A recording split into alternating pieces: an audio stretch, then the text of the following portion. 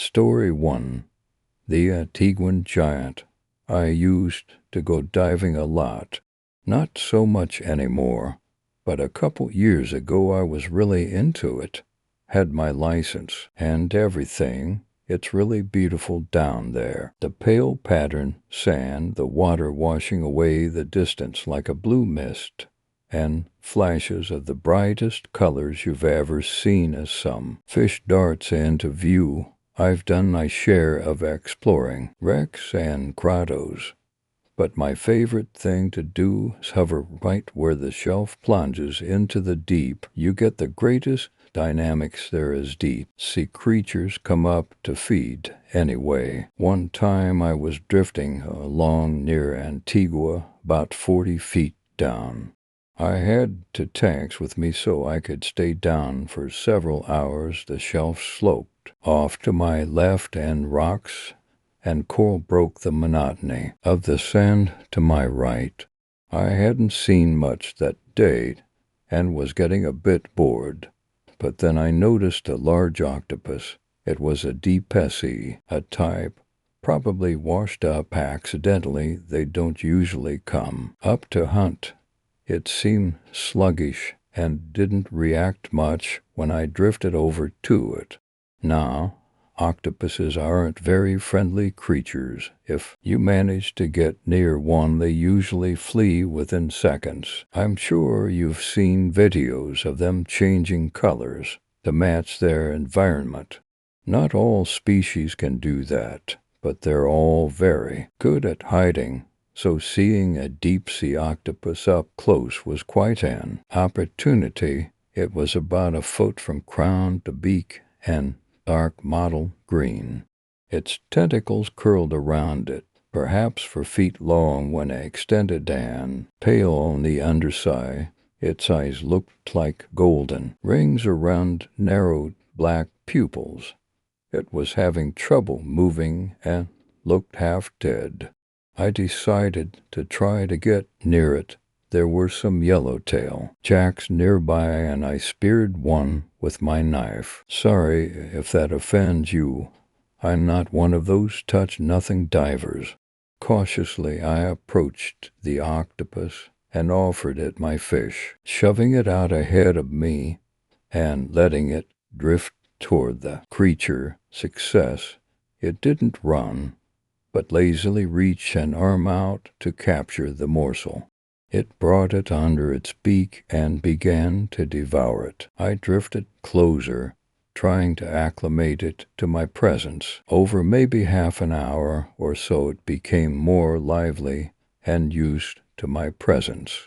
Apparently I had bought its tolerance with my offering, and it even began to play a little bit, darting away from me and then back. I had a stick with me that I used to test holes and mud and such, and it occurred to me that maybe I could teach it to play a fetch. I brought the stick out and waved it until it seemed like I had its attention, and then threw the stick out sideways. It didn't go very far underwater, of course, but the octopus went after it and grabbed hold with its tentacles. It didn't seem inclined to return to me, though, so I swam closer. It was waving the stick at me, and then it tossed it out to the side. It was copying me. I retrieved the stick, and then an interesting idea came into my head. Next to us was a large flat rock covered in half an inch of mud and detritus. Careful not to disturb the layers, I took the stick and slowly drew a crude figure of a man. 2 legs, 2 arms, and a round head coming off a central cylinder. The octopus seemed to be watching with interest. I tossed it the stick and it caught it easily. It sat there toying with it, and for a few moments I thought my expectations had been too high. But then it reached out with the stick and began tracing its own mark in the mud. It was even cruder than mine, to be sure, but clearly drawing. However, the proportions were all wrong. It had fused the head and the body into one ball, and there were too many legs. I was just happy it was copying. Gee me, I'd heard octopuses were smart, but this was really something. But then it hit me like a freezing wave. The octopus wasn't copying my drawing, it was drawing itself. The implications for this were huge. If I'd had a video camera then, I would be a famous man today. The only other animal I'm aware of that's capable of the imagination and self-awareness to do something else like that is the ape, first cousin to humans, that the ancient octopus, without so much as a spinal column, had the mental capacity for such a feat would surely have turned biology on its head. However, I didn't have a camera, and the scientists I've told my story to greet it with understandable skepticism. I would put all my time into trying to prove it myself, but I just can't bring myself to go diving anymore anyway. Once that realization struck, I got excited. The octopus passed the stick back and I began drawing other sea creatures and common sights. We kept on for maybe an hour, and the octopus contributed as much as I had even drew, something I took to be a crude figure of a submarine, with a con tower, propeller screw, and even torpedo holes. Finally, the octopus led me to the other side of the rock, a blank canvas. Far down in the corner, it again drew itself and then me. These figures were very small, maybe an inch or two tall. Then, painstakingly, it went to work on a much larger drawing. At first, I thought it was a whale, but whales are roughly of a size with submarines, so it didn't seem to justify the scale. Furthermore, the proportions were all wrong. This seemed like something more humped and compact, almost as if it were upright rather than aquiline, and it had weird bits sticking out that didn't seem like fins. I couldn't place it. An old platform, maybe. No, the lines were too natural, and an octopus wouldn't know what the top of a platform looks like. When the drawing was done, we both sat and looked at it for a while. I took the stick back from the octopus and circled the drawing of us, and then drew a line to the thing. I'm not sure if the octopus picked up on my confusion, because it just sort of sat there for a while. It didn't try to take the stick back. Then it started swimming away. I followed it at a distance. It seemed to be keeping a pace, leading me on. Then it turned and shot out into the deep area off the shelf. I was a good way through my second tank and wasn't supposed to go any deeper, so I had to let it go. It stopped once to watch me, and then darted off, dissolving into the dark blue depths. I looked after it for a few minutes to see if it would return, but there was nothing, so I started watching the other fish and making my way slowly back to the boat. Then, suddenly, there was a low thrumming sound all around me.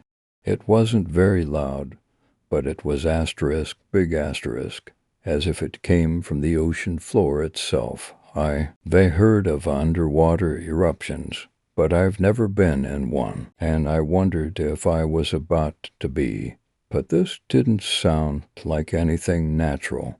It sounded like the call of some animal, slowed down the virtually subsonic range and projected from huge speakers very far away. I've had a chance to look over the seismograph recordings for that day, and nothing shows up at that time for that frequency. I have no idea why the fish were going crazy, darting back and forth and all heading inland. And not just the reef fish, larger ones from deeper in were streaming by me even faster. Suddenly, among them, The octopus appeared again. It or one quite like it. It swam up to me and eyed me strangely, then darted past with the rest. The thrumming sounded again. Looking out to sea, I gradually became aware of a large dark patch. It was very hard to tell how big or far away it was, but there was plenty of both to go around. It was hard to tell more than just a shawl down in the murky water, but it clearly wasn't a whale or anything man-made. I couldn't even tell if it was a single creature. There seemed to be long strands like kelp or jellyfish tentacles streaming off it, but immeasurably larger. It looked like nothing so much as an ancient, misshapen section of coral reef broke off and floating. At least the part one could see, it seemed to fade off into the distance as though that mass, immense as it may be, was only a limb to some far larger entity. I've never seen a naval carrier from underwater, but I imagine that's the kind of shadow it would cast. The thrumming rang out a third time. An unreasoning fear seized me. I didn't appear to be in danger. Though the thing was vaster than anything I had ever seen, it was too far away to reach me quickly, and it seemed like it wouldn't fit into the shallows anyway. Nevertheless, I was gripped by the feeling that if I didn't get away as fast as I could, I would be dragged down into the abyss and consumed. I could feel the very water itself drawing me down into that black maw. Heedless of the depth or my equipment, I surged upwards. As I rose, of course, I began cramping, but I clawed my way up anyway. I was still far from the boat. When I broke the surface, I could barely move. I had to keep my mouthpiece in because I couldn't keep my mouth above water. I certainly couldn't call or signal the boat. Far from receding, my panic was worse than ever. From above the water I couldn't see the thing or tell whether it was coming from me. I thrashed my slow, painful way toward the boat. Finally someone on board noticed and they came to pick me up. I had the bends bad and had to stay in a hospital for a few weeks until I was over it. The doctors tell me I was lucky not to get a stroke or some other permanent damage. So that's my story. I'm sorry I can't give a more satisfying conclusion. I still don't know myself what I experienced. My friends think it was some form of rapture, but it just doesn't match the symptoms. Narcosis is supposed to reduce anxiety, not stimulate it. And my hallucinations, if that's what they were too vivid and specific. Anyway, since then I've been afraid of the water. I tried going out once or twice, but all I can do is stay shaking in the boat. I think there really was something out there, and I don't think it's something I ever want to come across again. Story 2. Click the link. I don't love horror films anymore, not after what happened. I was in college when the event occurred. While most people associate university with wild parties, copious amounts of alcohol, and finding as many people to have anonymous sex with, my version of the experience was more tame by those standards. The evenings not spent furiously poring over my projects and classwork were spent with my one true love, my Netflix account. From the moment my last class of the day ended, I was wrapped in the sweet embrace the internet had waiting for me. I would return to my dorm, slip into my bedroom and into something more comfortable, and spend until about 4 in the morning watching whatever horrors the streaming site had available to me, and for the price of $7.99 a month. It was the best and cheapest addiction I'd ever encountered.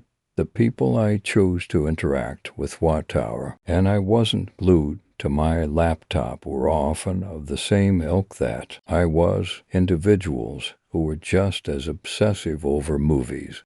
We love to be scared, and we often spoke of it.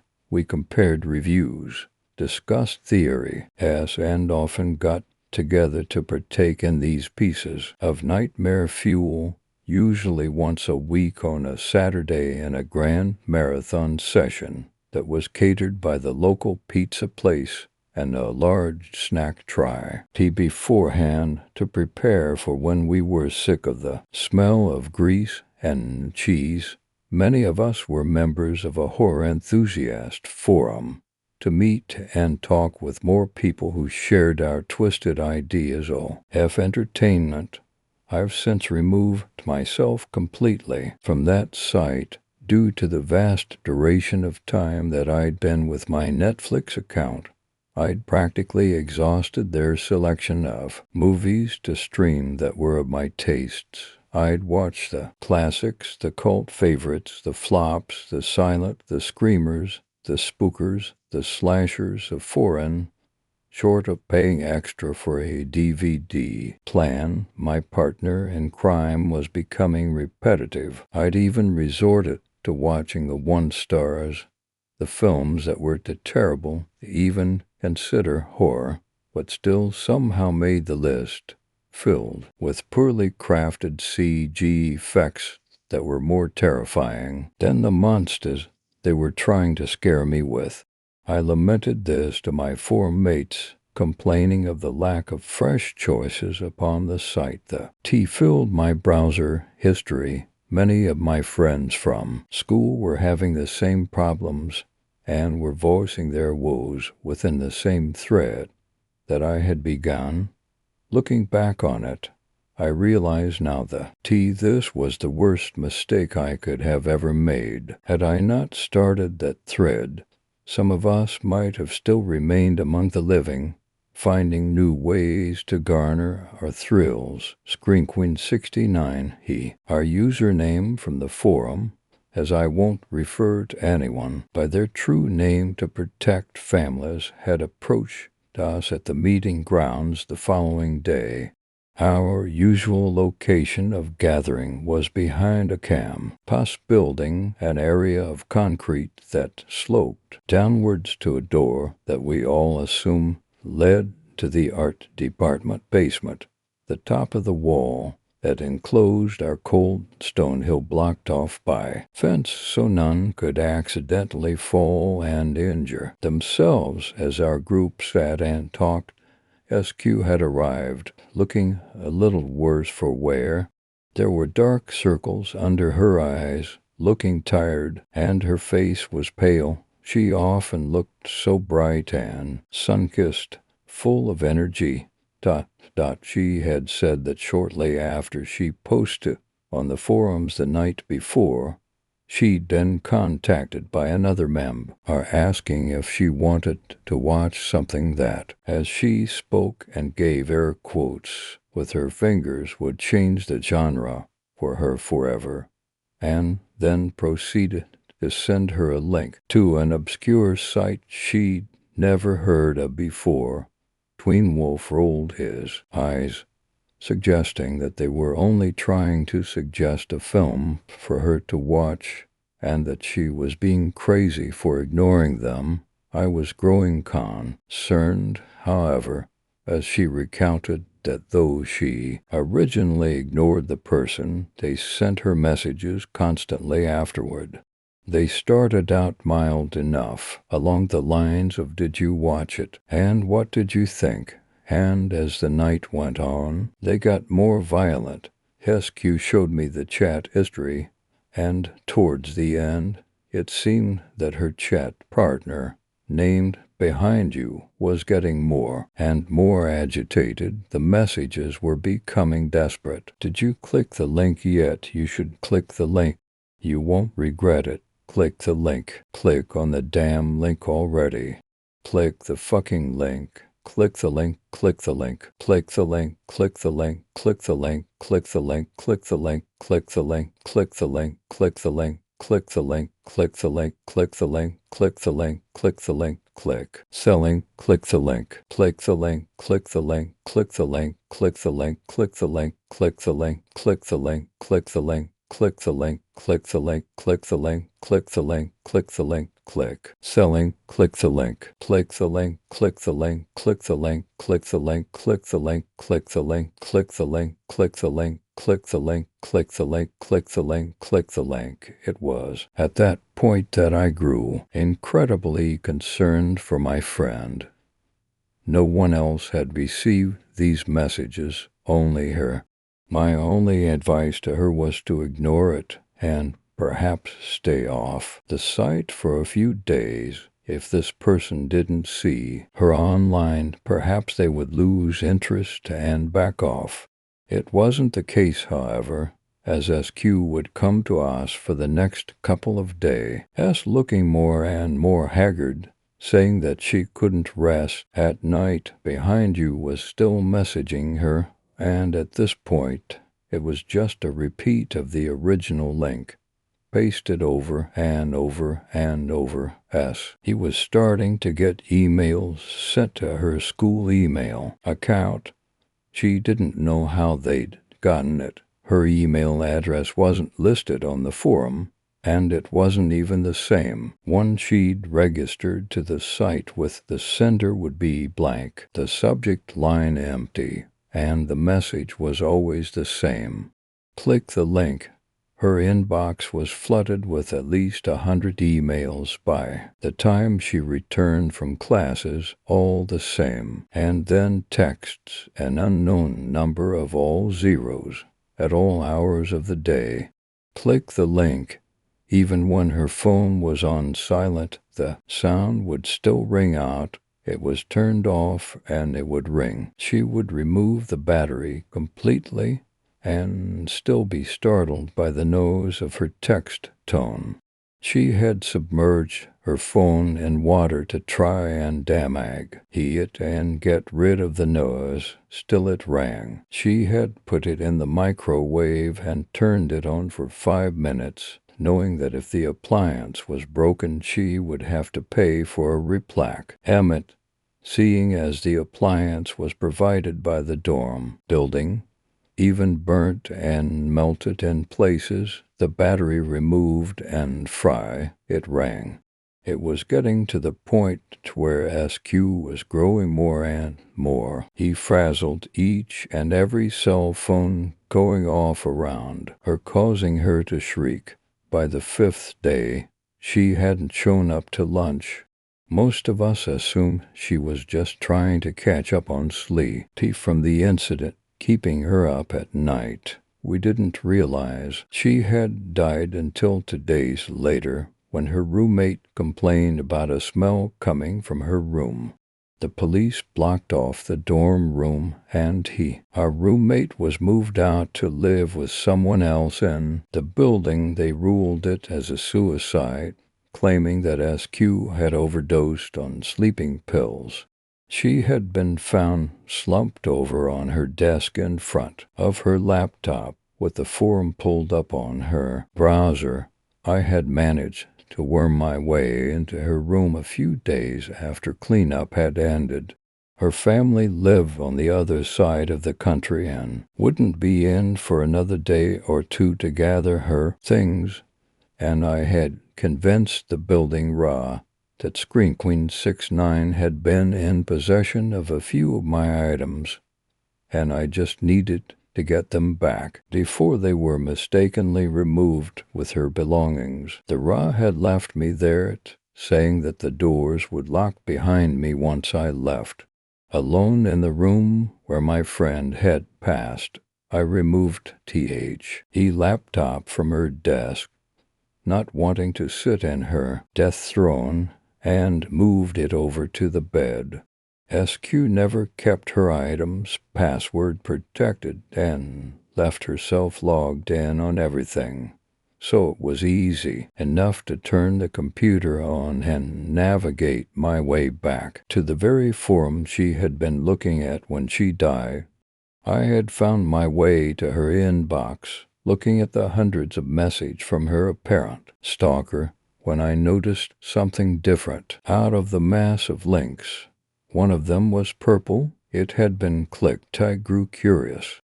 What was it about this movie that made this person obsessive to show it to SQ?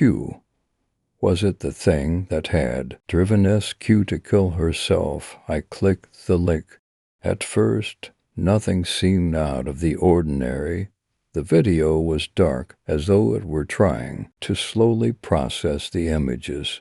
Then things were starting to come into focus. A desk, posters on the wall, a person sitting on the bed, a person standing behind them with a large, toothy grin. It was at this point that I realized I was staring at my own face, sitting in SQ's bedroom, her posters behind me. The webcam light was on.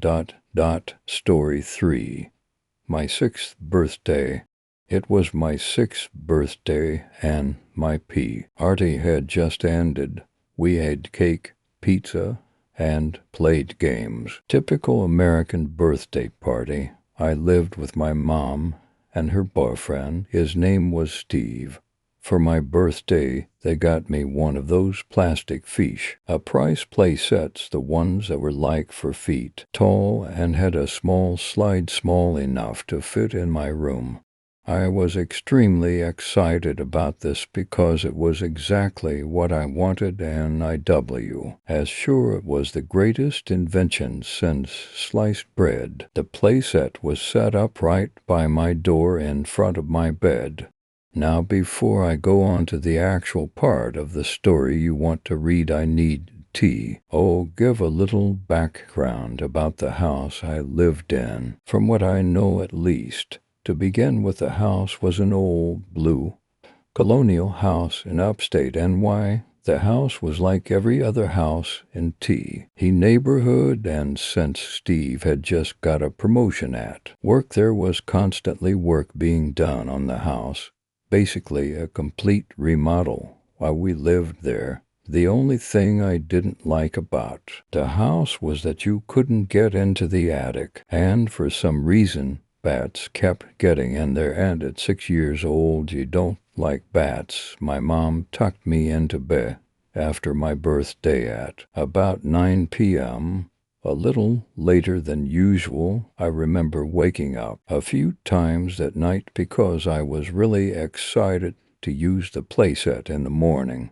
I didn't get to play with it much that day because of the assembly.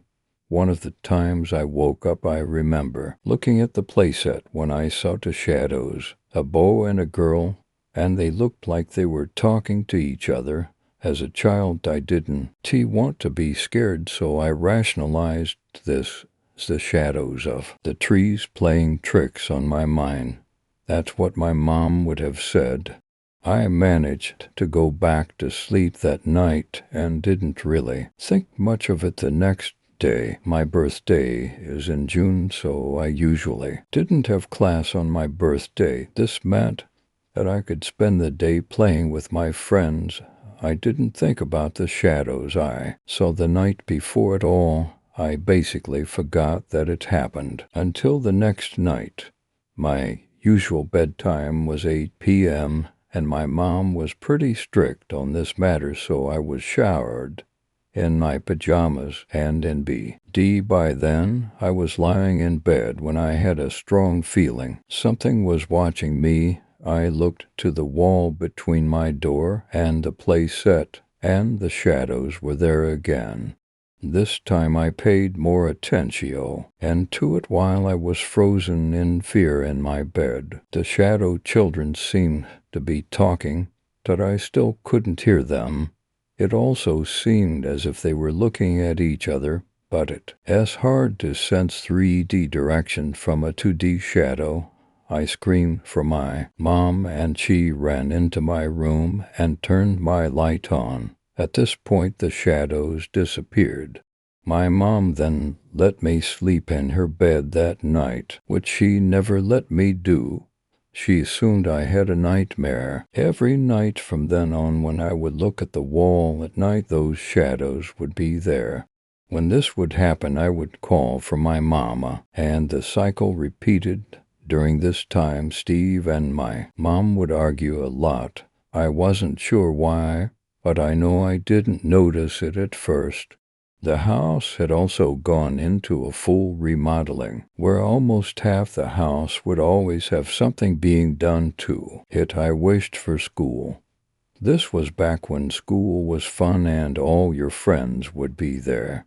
I hated spending any time in the house, and I would try to go to my grandma's whenever possible. This cycle repeated for a while, and I'm not really sure what my mom thought about me telling her that ghost shadow people were in my room. Every night I begged her to leave the hallway light on. Every night, hoping that the light would scare away the shadows.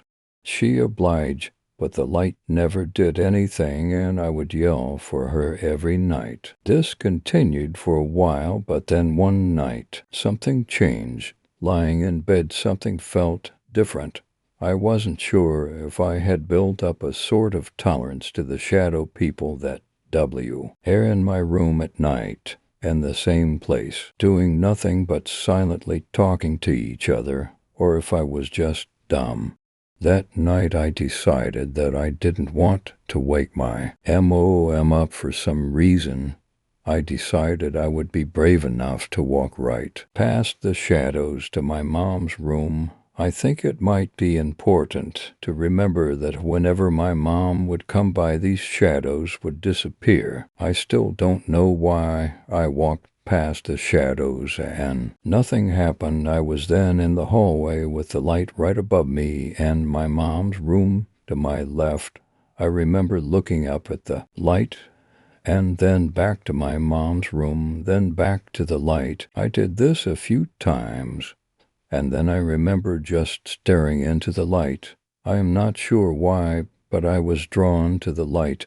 This is where the story starts to get a little confusing, but I will try my best to explain to you what I can. This next part of the story will be what I can remember as of today. Then I will try to fill in some blanks with what my family remembers and could tell me. After looking at the light, for some reason I decided that I didn't want to wake my mom up, which was weird because I never cared before. I went back to bed, and the next thing I remember is sitting in the living room watching TV. There was construction all around me and plastic covers on the couch, so that none of the drywall or new paint got on them. I remember I was sitting on the floor and I was just watching static on the TV. To me, this memory seems like an out-of-body experience. I feel like I was there, but I didn't feel in control. These memories are like a flash to me. I have them, but nothing in between. I only have one more memory being in that house. I was in my room looking out of my window down to the driveway. It was night time, and my mom had asked her friend's mother to come over. Her name was Danielle, but everyone called her Dee. I remember watching her pull up into the driveway and giving my mom a hug. I could hear them for some reason, and this also seemed like an out-of-body experience. I heard Dee say that there was a boy and a girl spirit in the house, that they weren't. The problem was that there was a dark and evil entity in the house, and that it wanted me. Dee and my mom then proceeded to burn sage in the house. I assumed I went to bed, but when I woke up I was at my grandma's house, and it was 2 months after the light incident. I felt fine when I woke up, and I don't think I even noticed anything different. I often spent the night at my grandma's house. I had my own assumptions about what had happened, but I never really talked to my mom about it until I was 16. When I woke up at my grandma's, my mom had told me that we were moving out of Steve's house. that they were breaking up and that I wouldn't be going back. My mom would get my stuff. As I stated earlier, I talked to my mom about this in detail. When I was 16, the memories had both scared me for so long, and I wanted answers. I told my mom the exact story that is written above. My mom gave me a confused look when I told her about the part with D.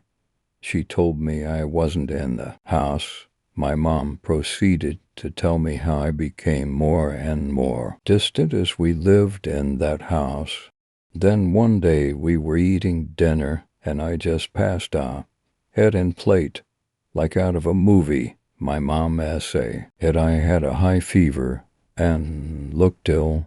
My mom is the kind of person who believes in the supernatural, and I think when I passed out she decided to accept that the ghost stories I was telling her weren't in my head. This is when she decided to call D, who was known around town as being psychic.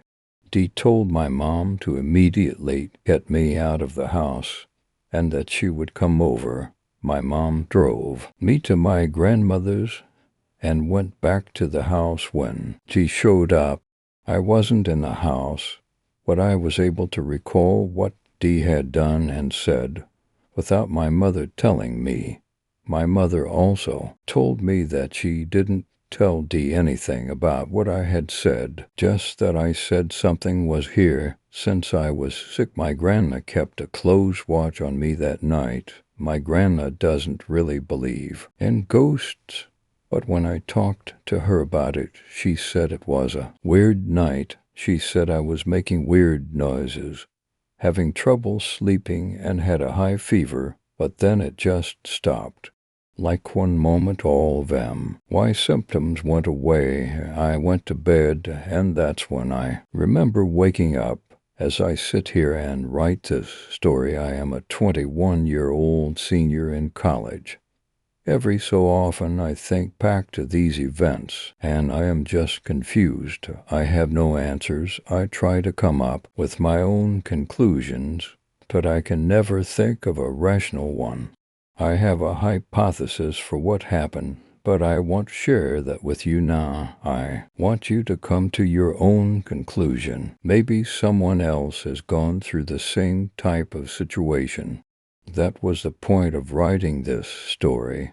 I am hoping that someday someone will read this and be able to help me. It would be easy to say I was possessed or something, but that seems too unreal. If the memories I have weren't so vivid, it would be hard for me to believe this story. Hell, it's hard to believe with the memories, but I assure you that this happened. Story 4. Stillness of 7. He's 7. Are you 7H? As of late, I'm losing more and more sleep each night. I stay up at night, watching the windows, knife in hand. Not much good it'll do. If that thing is real, I guess I should start from the beginning, shouldn't I? It started about a month or two ago with my friend. I'm using another name for safety reasons. Vic. I was just sitting at my computer watching random YouTube videos when Vic sent me a text. It read, "Check out Creepypasta Slender Man on YouTube." First I lied and said, "Sure, man." It took me about another 2 weeks to actually look it up because I was bored. I watched it, and it kind of freaked me out to know that some tall guy in a suit with no face has been a myth for a few years. I shoved it to the side as nothing and continued on with my life. I mentioned to my friend that I had watched it, and he said he had been freaked out lately, feeling like something had been watching him. I told him to come over to my place and stay the night. If it got any worse, he came over that night. We mainly stayed up and played video games. He was beginning to act normally again, and we stayed up until about 3 in the morning, and decided we should probably call it a night. Before I reached over and turned the light out, Vic asked if I could do a favor. He asked me if we could record a little something of us for memory's sake. I said sure, thinking nothing of it. We made a brief recording, saying how it was just us at 3 in the morning, chilling out and hanging. After that, we went to bed, and that was that. I woke up the next morning and noticed Vic wasn't where he had fallen asleep. I figured he had already gotten up and was downstairs getting something to eat. I headed downstairs and couldn't find him anywhere. I called for him, and when he still hadn't responded, I grabbed my phone and decided to call him. I heard his ringtone and ran quickly to where the sound came from. He was in the bathroom the whole time. I opened the door and he wasn't using it. He just sat there on this little stool in there. He apologized, said it was just a stomachache, and decided to spend the night in the bathroom. He went home shortly after that, leaving me to play video games and enjoy the rest of my day. It was quiet for about another 2 weeks when my friend mentioned something about marble hornets and Slenderman. I decided to look into it, and I watched a few episodes before asking my friend why he keeps watching these things that make him afraid. He didn't respond. I watched them all the way through that week and decided to see how my friend was doing. He didn't respond to any of my texts, so I decided to go see him. His landlord told me Vic had moved to another nearby city. I asked if there was a reason, and the man said that Vic had been increasingly paranoid lately, staying indoors, keeping out an eye for anything that moved. I became worried about him, so I asked the landlord for an address where I could find him.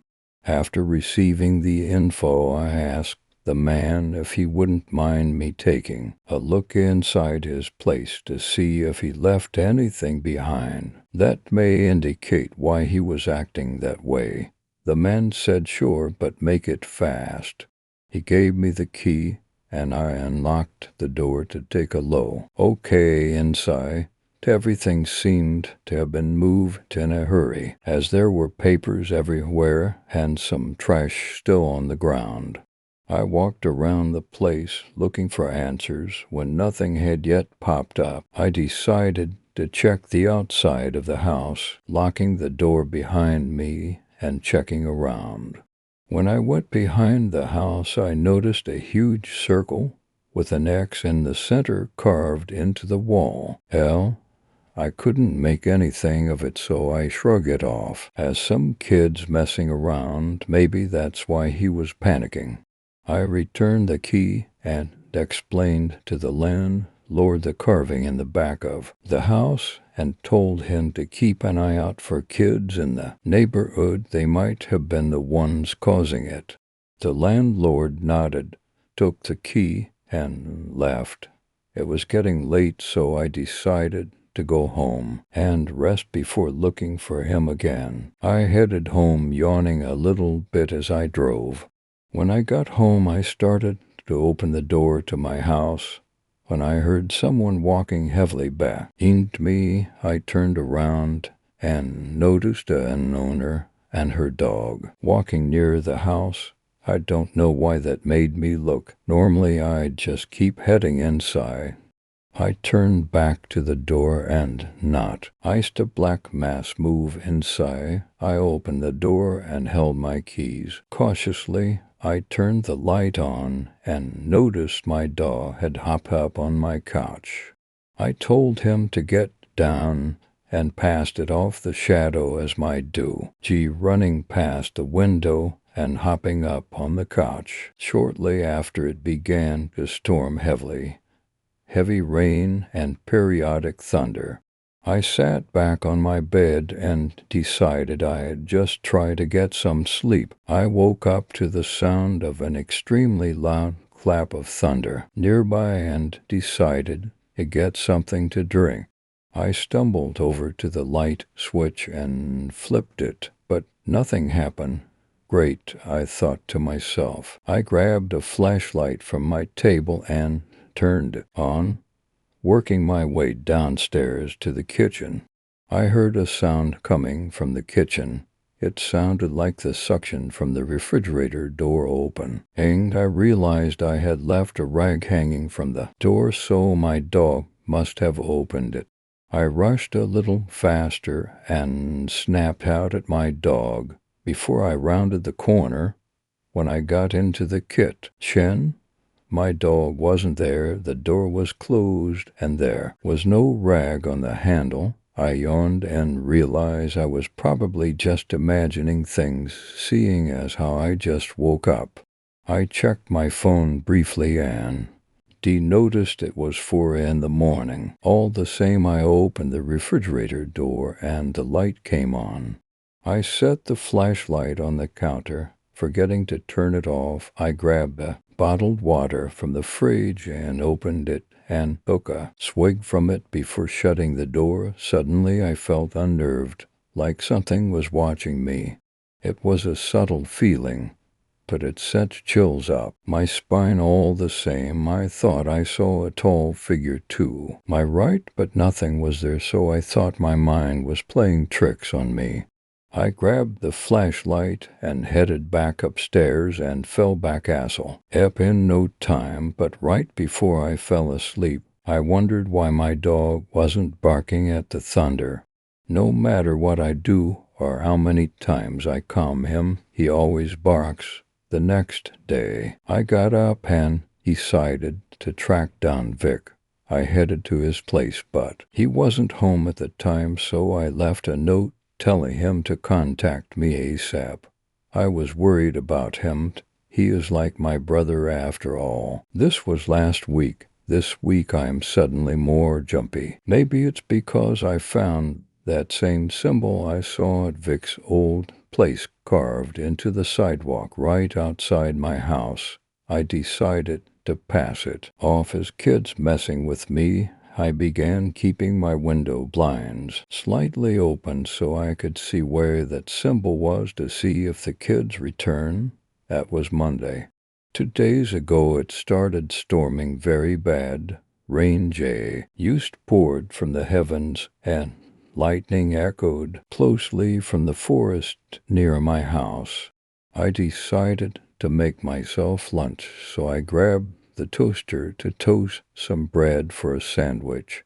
As it was tall, staying, I opened the blinds on the window in my kitchen to watch the rain. I love watching the rain fall. It's calming. I turned around to answer the text on my phone, and in the corner of my eye, I noticed a black figure walk past my window. At the same time, a clap of thunder must have hit a nearby tree. It got my dog going nuts, and the toaster popped. I jumped and looked outside, but no one had passed by. Maybe it was in my head, I thought.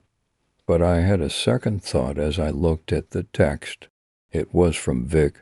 I reread the words 3 times before calling him. The words add, "You're being followed." He answered and said he couldn't talk long, but he was coming over.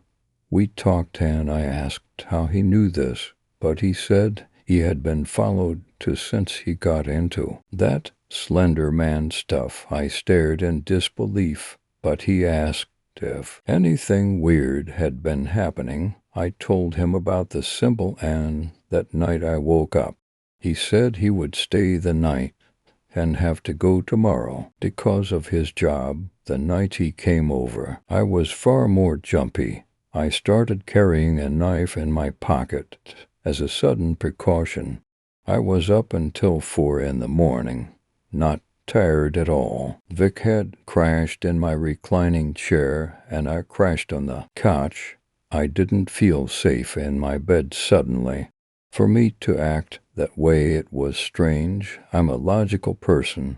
I like facts and truth. And for me to suddenly act paranoid and be checking over my shoulder, it was freaking me out worse than this stupid stalker of mine. What the hell is this thing that's following me? And why is it following me? And before anyone says it's Slender Man, no, I don't believe in him. He doesn't exist. It's just my mind playing tricks on me. But at the same time, in the back of why mine, if this thing is real, I have to find answers. Maybe Vic can help me out, and if you are the one that has been following me, cut it out. This isn't funny anymore. If you stop now, I won't be mad. We can go on our separate lives without ever dealing with this again. But if you continue, no, I will find you and I will reveal you to everyone and have you arrested for stalking charges. If anyone knows anything, please assist me. I've included the site. You can contact me at the link. Story 5, Family of 3+1. They follow the same neat routine every day. The boy wakes up to the sound of that unpleasant alarm at 6 a.m. every morning. Monday through Friday, I listen carefully to the sheets rustling above me as he tosses, turns, shifts in his bed, struggling to force himself awake. On the occasion that he falls back asleep in the safe, warm embrace of his bedding, face nuzzled sweetly against his puffy down pillow, his mother will come in. Now, his mother often wakes up at 5 in the morning, a beautiful time when the light of the morning sun still waking with the rest of Earth's creatures. I can move more freely at this time, though risky as it may be. High Washington. Chi her arise, her husband lies silent, still consumed by a world of dreams. I follow her to the bathroom and watch how she cleans her face, brushes her teeth, and prepares for the day. Sometimes she sees me, but never thinks anything of it. How exhilarating those days are to make eye contact with the people who house me. As she wanders downstairs to prepare breakfast, we part ways and visit the boy. As I mentioned earlier, on occasion he will sleep, and, much like today, I stretched out and relaxed, awaiting the mother's arrival. It was always pleasant to be in the company of my family. She arrived on schedule. With breakfast ready, she wouldn't be letting him sleep any longer. I have watched this week after week, and in my humble opinion it is this behavior that makes the child feel he can sleep as he pleases. This routine is what gives me strength, what gives me confidence. My eyes follow the door as it opens, and I watch her fuzzy slippers street up closer. Her skin smells so sweet.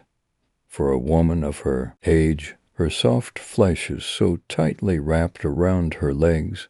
It is all I can do to stay put and not act on instinct. I let the aroma fill my nostrils and allow her voice to dance along my ears. She walks out of the room, and soon my vision is obscured by cartoon character pajamas and bare feet. His toes are so small, so delectable, little. He treats on little feet. I reach out to touch them, my claws leaving the safe haven of darkness that conceals all that go bump in the night. The light burns my flesh as my claws sprout from under the bed. They brush against his clothes, so very close to that youthful perfection. The pain surges through my hand, my arm. It's almost more than I can handle. I reach forward to grab his ankle, and he steps away. I pulled my hand back under the bed, nursing the burns, but the thrill of the hunt filled me with glee. I am so proud of how good she is to him, and how much he is growing into a little man. I fade into the shadows and vanish from his room. The father was still asleep. It's 7 a.m. now. The bus should be arriving for the little one soon, and how I will is him. I contemplate following him to school, but risk outweighs reward, exciting as the thought is, to be left stranded in a schoolyard. Even though I would be blessed with tender morsels, left and right, I may not make it home. Last thing I would want is to leave my home unguarded, to come back and find it claimed by another. No, I must defend my home, defend my people, till their bitter end. From their closet I watched the fathers sleep. The door was left cracked open this morning. He disgusts me. He is by no means a pleasant person. His flesh is coated in filth, and only does he bathe when forced by the wife. I find myself all too often eagerly awaiting his departure to work. Ever since he changed his schedule to a later shift, I have found my routine has been shattered. Oh, how I miss the days that he would be out the door before his wife rose, so that I would have her all to myself. How I could be there for the child and admire the beauty in his ignorance. Now, I'm afraid I must tiptoe from the morning to the afternoon. My time alone with the woman is no longer so. Yes, I can watch her from the mirrors, brush against her as she sinks into the couch, but no longer do I possess the luxury of freedom. The father will leave shortly before the boy returns. With this I find solace. The sun will begin to dip down below the horizon while he slaves away the hours at his job as night dominates. The sky I can move as I wish, inside and outside of my home. Well, I used to go outside. Lately I have noticed prying eyes gazing at my family from the windows concealed by darkness. I am tempted to get rid of them, but I don't know how many wait, and I can't risk leaving my people exposed. My kind grows very envious of those of us with homes and families of our own. They seek to destroy our success and ruin everything we worked so hard to accomplish. I found myself staring out the window, watching as she adults jump from street light to street light, contemplating if the less fortunate can be of use to me. I may have a decision soon. Perhaps tomorrow night I can have a chat with a little on they call today Saturday, and I share mixed feelings. For this one, I have my humans all day, but this also means the foul one lounges on the couch, shoveling filth down his gullet and barking at my people like a savage beast. Today was a true test of my self-control. Today he hit my boy. The little one was running around, talking about his school week and what simple things his brain consumed. He was so excited. I was so excited. I wanted to embrace him and share my pride, but to do so would be disastrous for us both. I watched as he spread his joy across the house, but anxiety and fear grabbed hold of me on the approach. His father, I could see what was going to happen as the boy tugged on his father's sleeve and talked louder than the television in feeble hopes of gaining his parents' attention. I saw the disdain on the large one's face. I felt the rumble of his growl as the boy continued. My claws dug into my hands as I waited helplessly. Then it happened. He struck my boy, shouting profanity. The child ran to his room, holding back tears, refusing to show his pain. I was conflicted by the need to follow him and the need to gut this beast and hang him by his entrails. Saturday is the day. I decided he had to go. Night fell quickly, and once they were in their beds, I sneaked outside. I could see the hungry eyes staring from the bushes, trees, rooftops. They were so eager to claim my home. I only need one of you, I snarled, my well-fed form towering over the lesser creatures of the night. I am looking or a little lost, I called out, and not a moment later several starved demons scurried before me. They snapped and slashed at one another until I snatched a smaller one up and held it up by its leathery tail. The others quickly disappeared into the night. I have a deal to make with you. My voice rumbled in dominance at the tiny creature that stared fearfully into my massive eyes. I will share my wealth with you in exchange for the removal of the alpha male in this home. I need it done discreetly, and I grow angrier every day. I can't maim or massacre him. Will you assist me? I asked it, giving not a hint of room for refusal. The creature seemed compliant, so I closed my hands over it and returned to the safety of my home. I scaled the stairs in strides and soon was low, oaking down the gaping maw of the monster, snoring away beside the beautiful woman I cared so much for. Once more I held my new weapon by its tail and dropped it into the man's mouth. It slid effortlessly down his throat without invoking so much as a stir in his sleep. It was the perfect match. I felt better. As the days went by, the father grew more distant from his family. He earned a promotion at work, had increased hours, and was off and away on business. My life was improving exponentially, but this was only the beginning. Peacefully I watched my boy sleep. I wanted to move in closer, but if I did, he wouldn't be the same. As I lost myself in happy thoughts, they were interrupted by shouting in the parents' room. The father came home intoxicated tonight. His isn't a strange occurrence, but he slipped out. The father was supposed to be on a business trip this weekend. Not only was he home a day early, but there was lipstick on his neck. My heart swelled with joy as the wife began striking him with a lamp and driving him out of the house. She found the strength to get rid of that dead weight, and I was so proud of her for that. We were finally all going to be one big happy family. My family has been doing well, but things have changed. They seem complacent.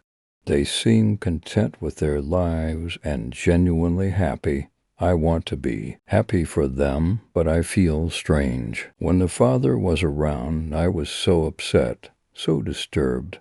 But I was powerful and a force to be reckoned with. The mother has taken to new habits.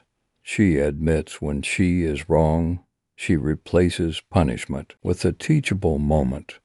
She has become so humble. If they are so happy, why can't I be? I feel so weak. I feel sick and I thin. I have been losing weight. I hadn't thought about what I was doing, and now I am going to die for it. They will never know I existed.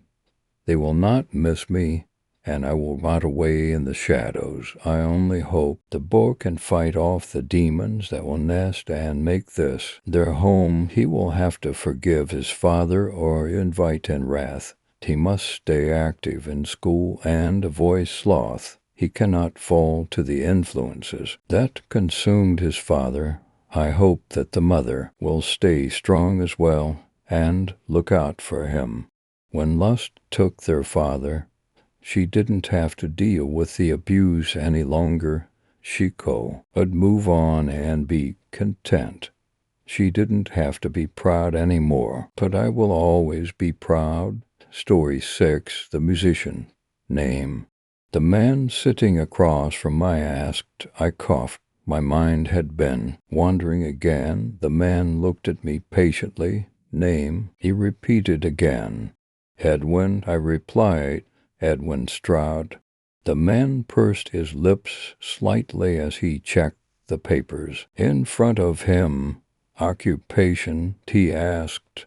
Musician, I replied. His eyes looked up from the papers. Sorry, he said.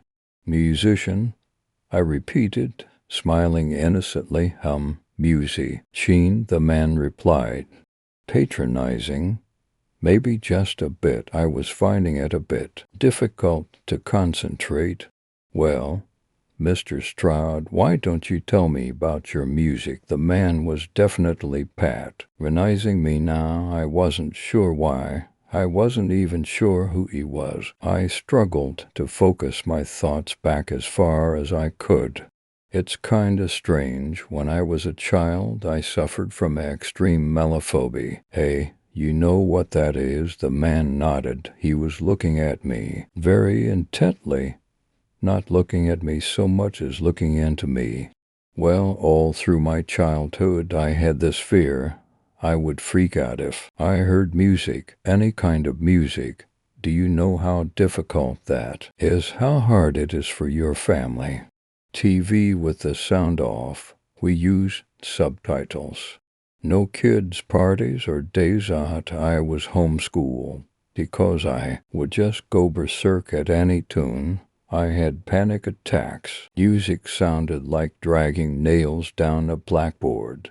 It had a physical presence, stifling me, battering me with its rhythm. I guess my home life was pretty stressful. My parents started drinking a lot. I can't blame them. Who would want a child to ruin their life? A child that, by one way or another, you love unconditionally. Yeah, I guess it was tough. Anyway, as I said, my parents used to drink quite a bit, and I'd hear them shouting as I would go to sleep.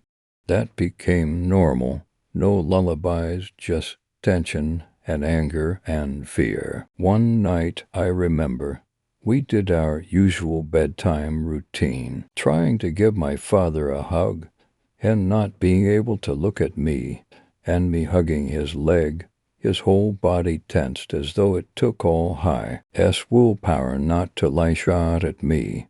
My mother, smelling of raw alcohol, smothering me with sarcastic cooing and forced affection. I went to bed, and the usual nocturnal arguments began. They soothed me. Then I heard something. I guess it was music. I was half asleep, but the music seemed beautiful. I soon fell asleep, and the music was just a memory. The next day I asked my editor about the music he was playing last night. He said that he and my mother had decided to split up because it was a self-destructive situation, that her drinking was way out of hand, and that he had put some music on after she'd gone. I guess it was a kind of parting fuck you. He never played that song again. I figured I was over this phobia, but after never hearing music as long as I could remember, it took a huge amount of willpower to actively seek it out, to go against everything that my brain was telling me not to do, like skydiving or bungee jumping. I remember I must have been about 12. My dad was out and I turned the TV on. I turned the volume up slowly, tentatively. The saccharine advert jingle shot like electricity down my spine. It sounded discordant, metallic. It was jarring in its ferocity. I couldn't move. I wasn't over it. I started to panic. I collapsed on the floor.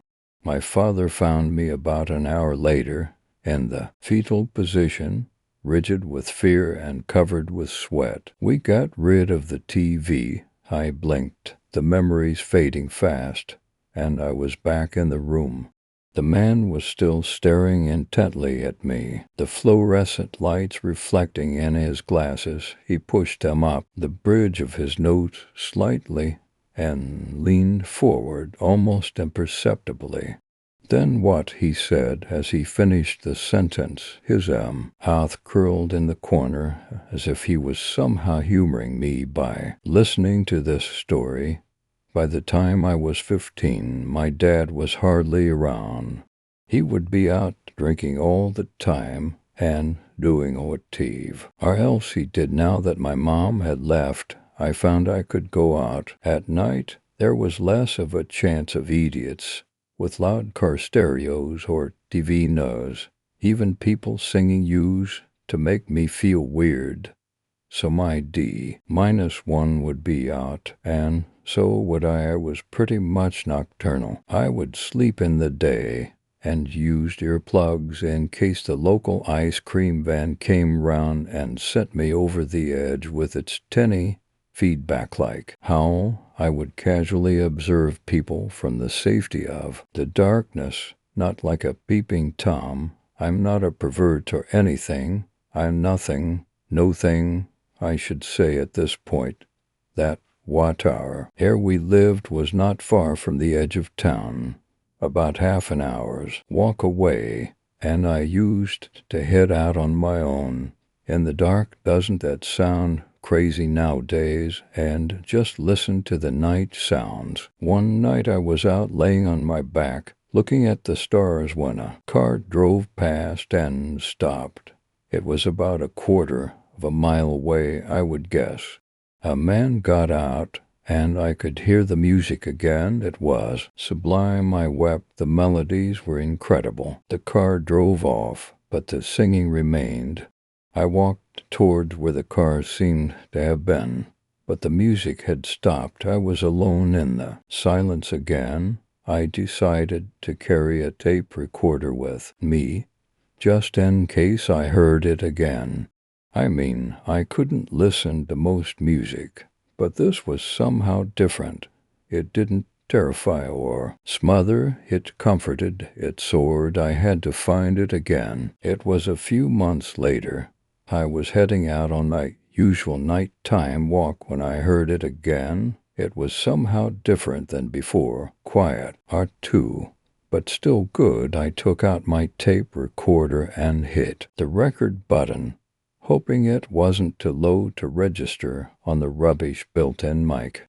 I wandered around, trying to find where it was coming from, but it just seemed to hover on the air. I looked around, but my only other witness in this search was an old dog resting under a bush. But before I could trace it, it was gone. The next few years I managed to record some more tunes, but they were so rare and fleeting that I started to treasure each cassette and hid them away from my father in case he smashed them like he smashed all the records when I was young. This was my music. So you hid this music from your father? Why was that? The man didn't even seem to be blinking. Now he was completely emotionless. Yes, I replied. He wouldn't have understood all these years of not having music in the house. Then finding my cassettes with beautiful music. It would have been too much for him. He got angry when he was drunk, and he was usually drunk. I don't think that's the reason, said the man. Is it? These last two words were very deliberate. It. Maybe he thought I was lying about my father.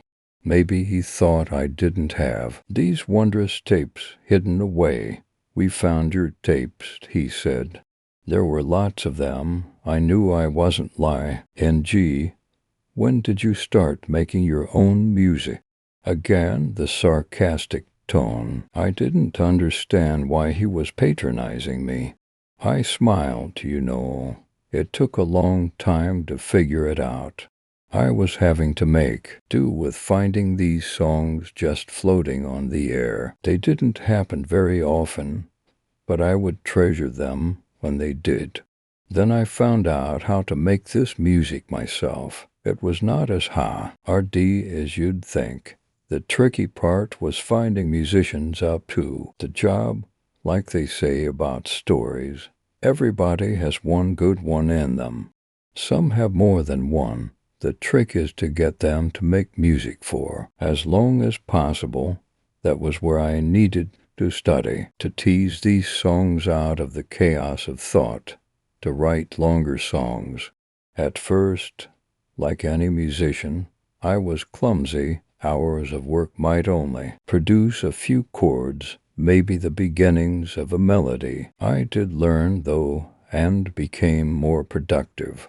The songs started to flow, and I began to fall in love with music. Because of my condition, I could only work with one musician at a time. I would record what they had to offer, then move on.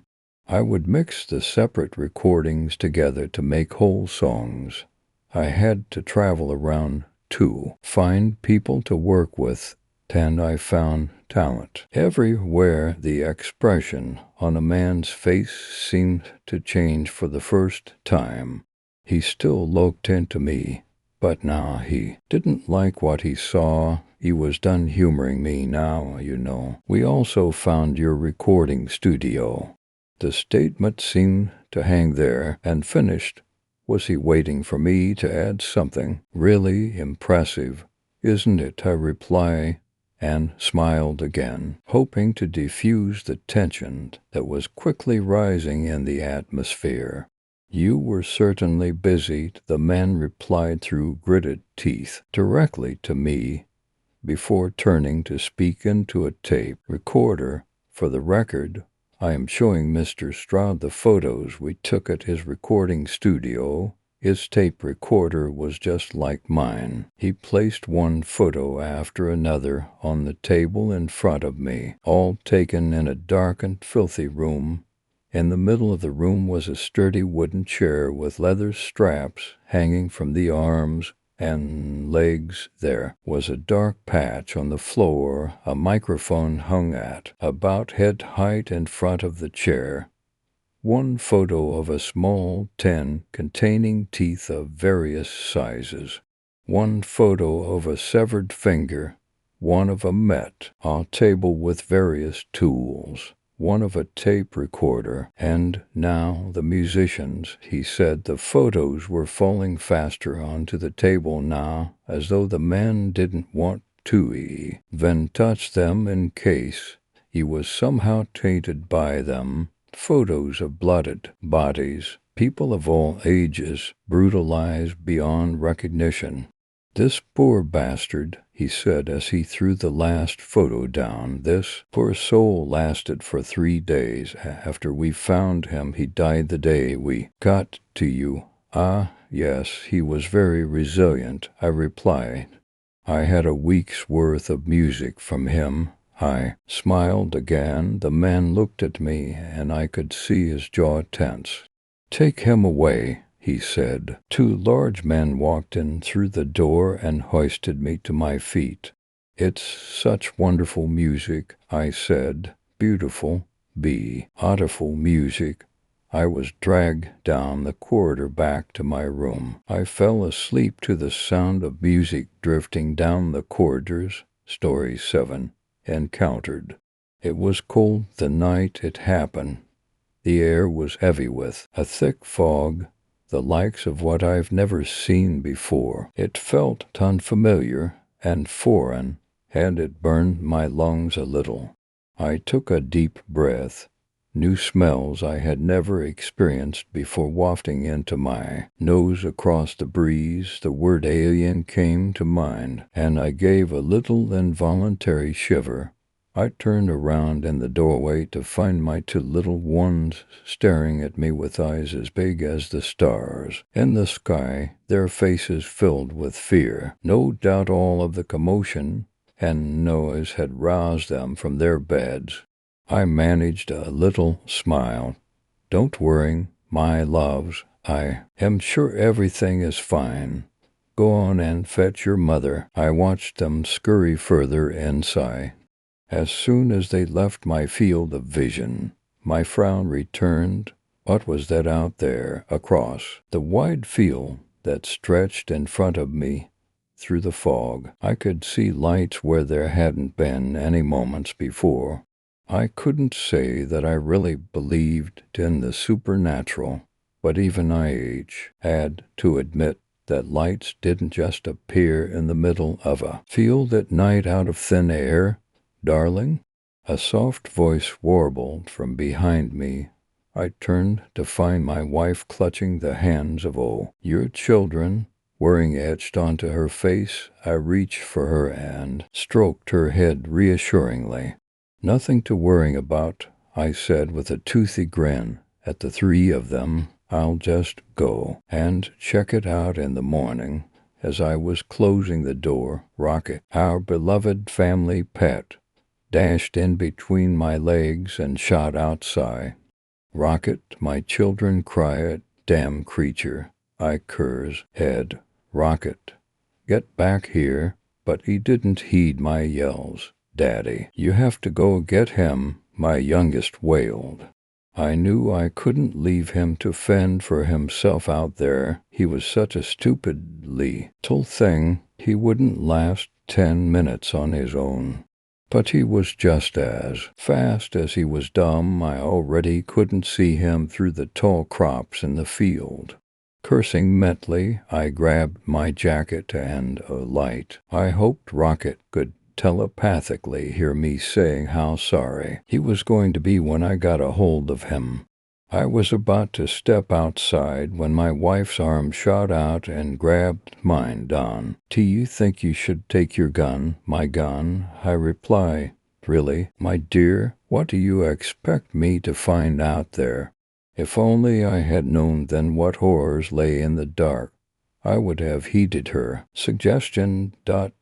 With another deep breath, I stepped out into the night. After just a few feet, I could no longer see my family in the doorway, nor the lights across the field. I walked forward in a straight line, pausing every few steps to see if I could hear Rocket making any noise. I was startled by a sudden rustling behind me. I whipped around and lifted my light towards the nose. Rocket, I whispered. I exhaled loudly when the face of my eldest child poked through the stalks. I hadn't even realized I'd been holding my breath. What are you doing out here? I demanded. Dan, Grilly. He looked up at me sheepishly. I just wanted to help you find Rocket. My anger flared briefly, but subsided when I looked down into his face. He looked genuinely sorry.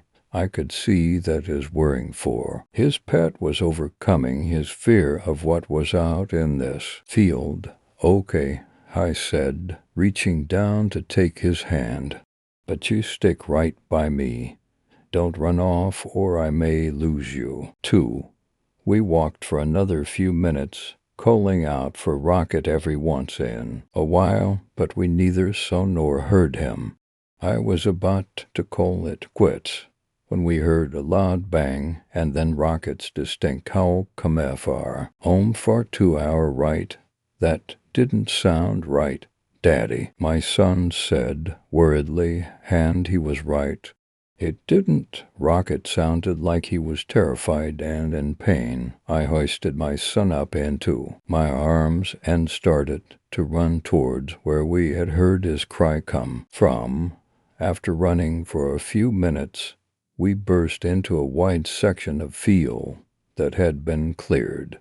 It struck me for 1 second how it was strange that just this section of field was cleared, but that thought was quickly erased when I saw Rocket. He lay in the middle of the clearing, whimpering. We rushed to him, but as soon as we got there, I could see it was too late. Poor Rocket had been hit with something. I had no idea what, but he was covered in tons of deep wounds. I pushed my son, who was now sobbing, away from He's seen. I couldn't have him see this. I lifted Rocket into my arms, his blood spilling down my front. He gave me a little cry, and that was it. I saw the life leave his eyes. I gently laid him back down and stood up, suddenly very aware that it was clearly not a good idea for my son and I to be out here in the dark. We need to go back, I said in a harsh whisper, still looking down at Rocket, but my son didn't respond. I looked up to find him staring off into the crops, wide-eyed and terrified. I turned my attention to where he was staring and felt my heart leap out of my throat.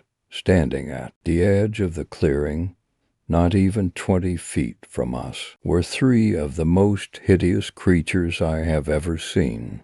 They were tall, thin, and so pale I swear I could almost see their insides, almost entirely hairless. They were the very embodiment of the extraterrestrials I had seen in cartoons as a child. They wore odd garments and carried long weapons, the likes of which I had never seen before. The longer I stared at the hate and malice in their eyes, the harder it became to breathe. None of us moved for a minute, the tension mounting by the second. Finally, I reached forward to grab my son, but he was frozen, just out of reach. I stepped forward to pull him back to my side, but when I moved, the tallest of the three shouted loudly at me, "I am sorry." I stammered, "I don't understand." At the sound of my voice, the tallest raised his weapon over his head and screamed. His screams riled up the other two until all three were making a racket louder than I could have thought possible from three beings. I had no idea what to do.